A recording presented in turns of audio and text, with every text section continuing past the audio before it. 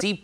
So our winter weather impacts have actually crept a little bit further off towards the north. Yet again, it's the I-85 dividing line here that we have a very low to insignificant chance, but really they start to come up a little bit through Columbia, even parts of Union over to Anson, Richmond, Chesterfield County under that low range, but a medium to a high along the Carolina shoreline. And that's where we have the biggest deals as far as our snow potential. And we have a winter weather advisory that also officially came up a little bit further north that now includes Gaston, Mecklenburg, and Cabarrus County, all of our South Carolina counties as well, and to name the same as I just mentioned, Union, Richmond, and Anson County. That starts at 4 p.m. and goes until 9 a.m. tomorrow.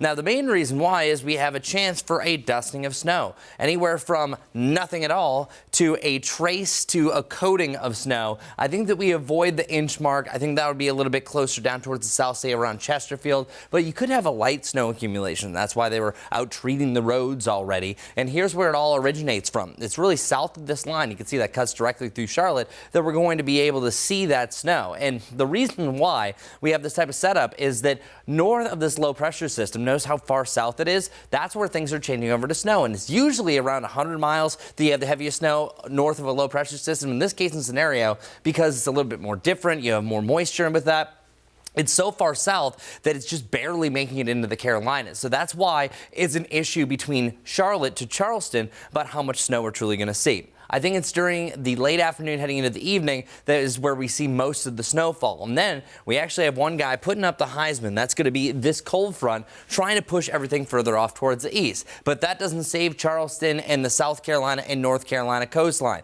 They're under the gun as far as that heavier band of snow. It's whenever you get just north of that rain snow line that starts to fully snow, that has the most moisture, and that can sometimes lead to the heaviest snow rates. And I think that Charleston and areas just around there up to Myrtle Beach, you're going to get pummeled. And even a historic snowfall is going to come with this system that everything's lining up perfectly for you, but then not so much around Charlotte. This is some of the most recent model runs showing 5.5 inches in Wilmington, 5.9 here in Charleston. I think it's a good bet for 3 to 4 inches, but these are some extreme values. Meanwhile, you look around Charlotte, that dusting literally can only be 0.2. So not everyone's going to see that. Nothing super exciting. The last event that we had was literally only 0.3 inches of snow around Charlotte Douglas International Airport. So temper expectations, but it still could be a little dicey for your evening commute. Around 1.6 inches possible around Columbia. But I want to talk about the historic event that could possibly be taking place here in Charleston. Now, regardless, the last time they even had any significant snowfall was January 3rd, 2018. So it's been a little bit.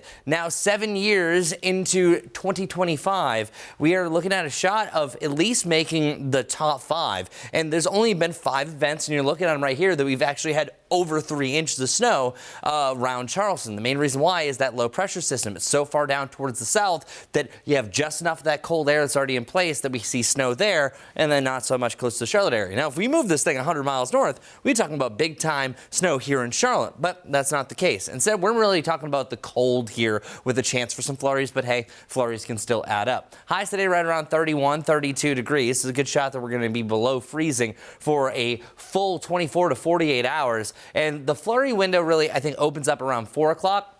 If we see any snow showers, it's mainly going to be, I think, really between about 4 and 8 o'clock. Flurries could still be flying, so it might look pretty, but then that could still stick to the roads if they aren't treated. But luckily, the NCDOT has done a great job. You can visibly see where they put some of that brine solution on at least our major interstates. So here's what I'm talking about. I think you could have a burst of snow. Now, what this is literally out of nowhere, it could start snowing, and then all of a sudden, it's a heavy snow shower. You're seeing these little fingerlings move through between about 4 and 7 o'clock. That's the only thing that could bust the forecast is from place to place. I think you still see a dusting of snow, but some areas could maybe have up to a ½ inch plus if those do line up. Now, the further south and southeast you go, this is definitely going to be a better situation, but as you can see, it's just at most just some flurries flying around the Charlotte area, and we're even looking at some clearing for our cloud cover as we work our way through the overnight. Eventually, we're actually going to be seeing more sunshine again by tomorrow. But it's going to be dangerously cold right here in the areas of pink. They're under an extreme cold warning because those wind chills could be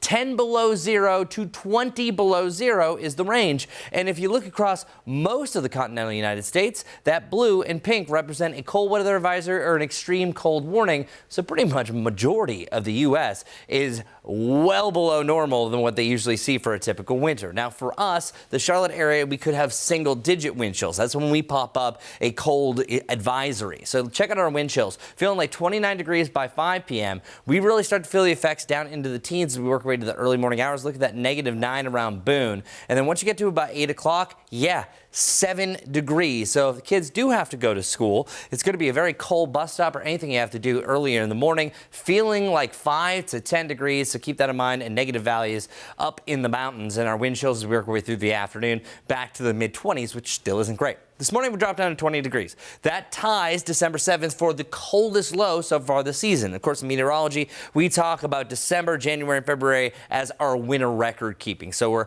past the halfway point, at least in the meteorological world. It's not until Groundhog Day on the 2nd that we're officially at the midpoint of winter. But I think we're going to exceed this overnight tonight. I have a low of 17 degrees, a low of 4 degrees in Boone, and then 13 degrees in Hickory. I think that we drop down to 17, 16 degrees over the next couple mornings. So that'll be the 1 and 2 spot.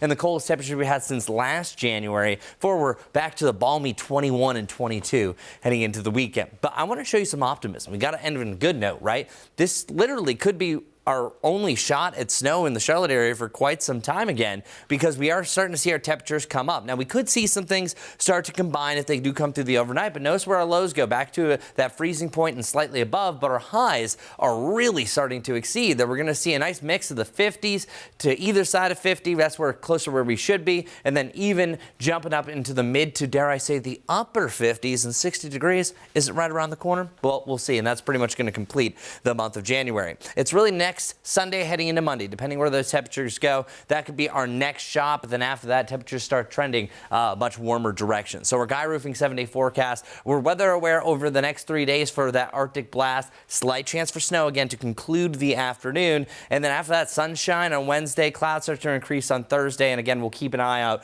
on whatever this system's going to do. Right now, temperatures remaining above freezing, so it looks like mainly a rain event for the Charlotte area. But of course, we know this. Weather can change. So stay with us here at WCNC Plus. We're going to continue to stream at the top of every hour, showing you every update that we see coming in. In the meantime, drive safe, be safe, and have a wonderful day.